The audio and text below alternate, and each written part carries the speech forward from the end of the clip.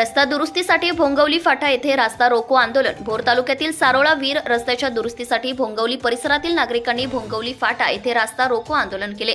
भालचंद्र जगताप, भांबवडे गावचे माजी सरपंच विजयराव गरुड, अरुणराव पवार, अजय कांबळे, बाळासाहेब बोबडे, भारत सोनावणे, सत्यजित जगताप, विश्वजित जगताप, उदय शिंदे, सुशील गायकवाड, निलेश सोनवणे, विजय चव्हाण, मिलिंद तारू या प्रमुखांसह सारोळा, सावरदरे, पांडे, राजापूर, भोंगवली, भांबवडे, न्हावी या गावातील ग्रामस्थ रास्ता रोको आंदोलनात सहभागी झाले होते।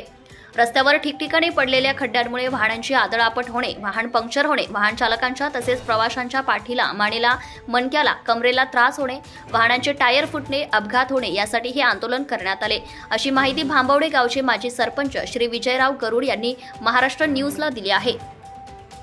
ऑगस्ट महिन्याच्या पहिल्या आठवड्यापर्यंत प्रचंड पाऊस झाल्याने रस्त्यावरील खड्डे भरण्याचे काम करणे शक्य झाले नाही।